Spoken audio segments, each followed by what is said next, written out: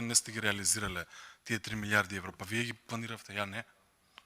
Вие само што кажавте дека 50% од средствата и повеќе не сте ги планирале. Вие сами кажавте дека сте неспособни, не ја. Зашто ги планирате тие средства? Зборам, се извинувам, не лично вие, туку како власт. Зашто планирате 790 милиони?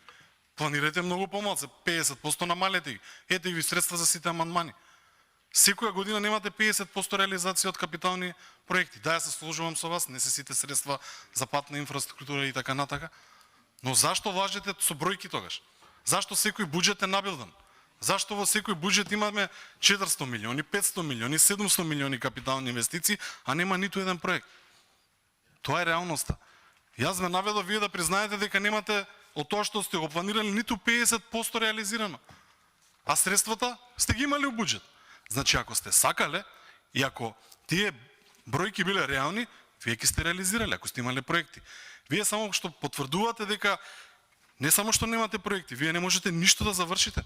Еви друго прашање, зашто се потрошени тие милиарда и 400, како што спомнавте вие? За плаќање на стари обврски?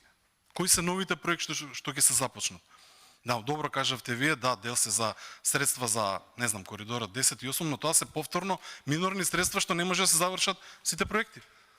Јас пак прашувам 790 милиони евра, ако има за нови проекти, јас ќе ве поздравам тука. Само кажете ми кои проекти, може би не знам, Скопје, Велесми, Джитлија ќе биде нов автопат, не знам.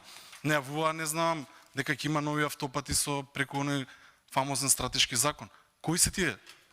Одлично е тоа да го слушнеме.